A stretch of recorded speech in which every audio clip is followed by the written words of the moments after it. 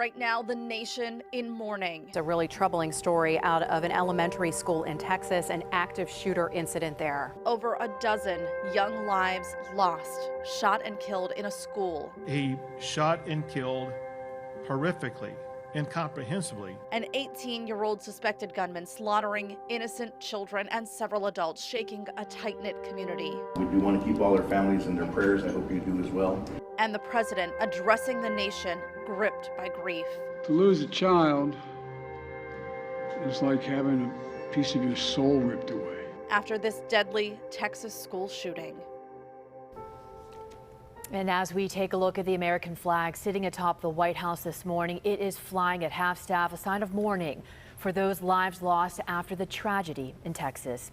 Thank you so much for joining us on this Wednesday morning. Just unspeakable tragedy after at least 19 children, second, third, fourth graders were killed while in class. And the gunfire there ringing out in a small Texas town called Uvalde, which is just 90 minutes outside of San Antonio. Right off the top, this is what we know. The death toll sits at 19 children, 2 adults. The suspect who allegedly shot those individuals now being identified as 18-year-old Salvador Ramos, a high school senior from Uvalde.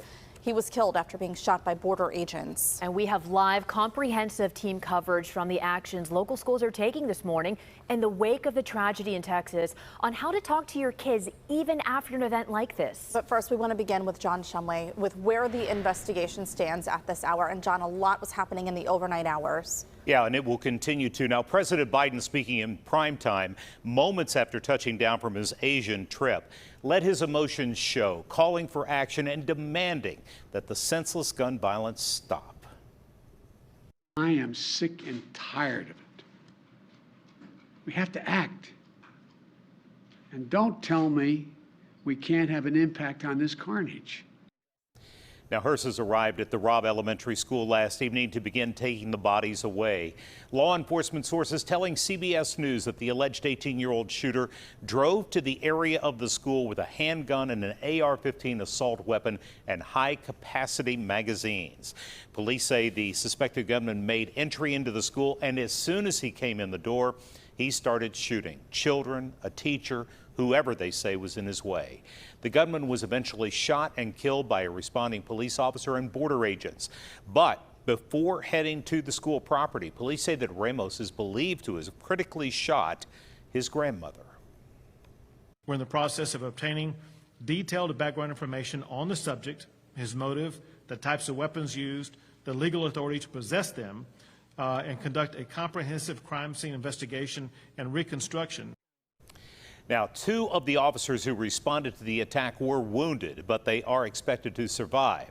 Students at the elementary school were supposed to be celebrating their last day of school tomorrow, and now classes have been canceled for the rest of the year. Lindsay? All right, John, thank you for that update.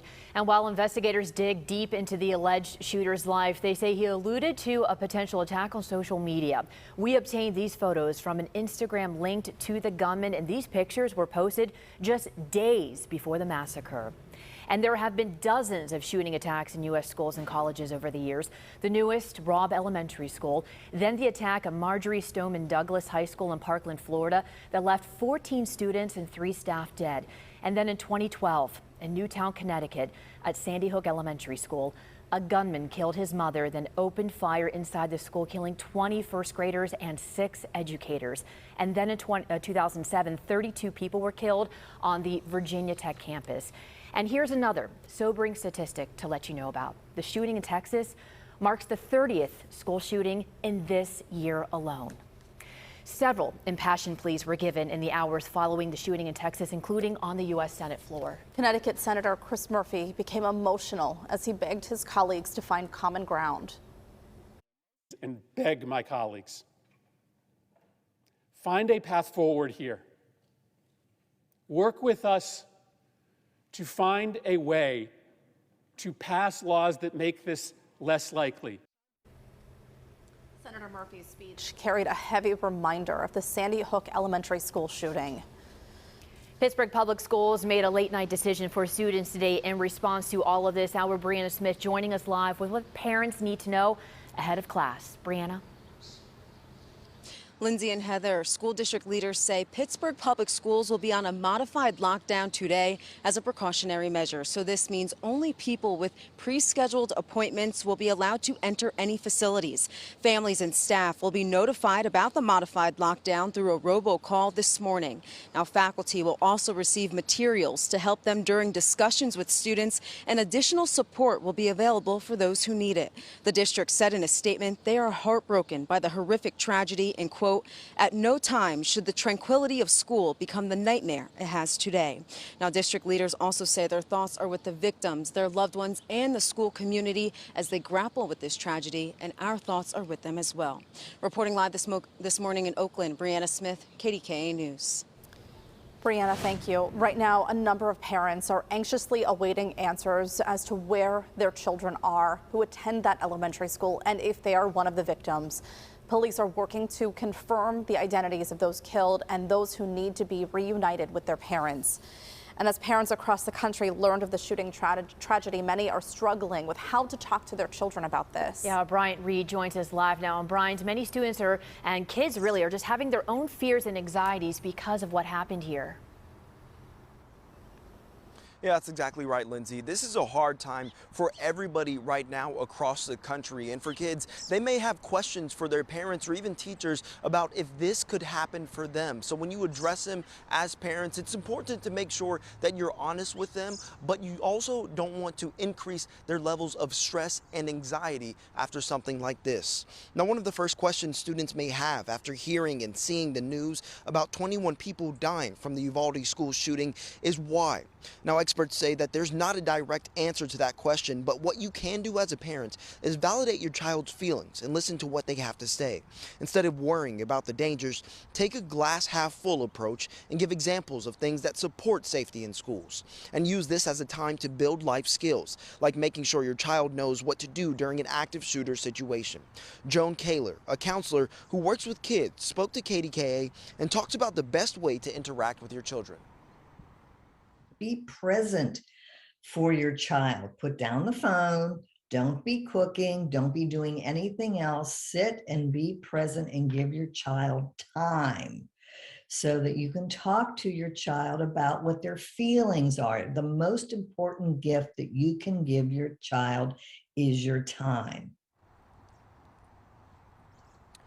And as a parent, another important thing that you'll want to do is make sure you know what schools are teaching your children in regards to safety. I'll have more on that coming up in the next half hour. For now, reporting live, I'm Bryant Reed, KDKA News. Brian, thank you. Just into the newsroom, Pope Francis expressed his condolences over the Texas school shooting tragedy. He sent his prayers to the victims and their families during this morning's weekly address. He said, quote, "My heart is broken over the mass shooting at the elementary school in Texas," end quote. The Pope also called for stronger gun controls and commitment so that such tragedies can never happen again.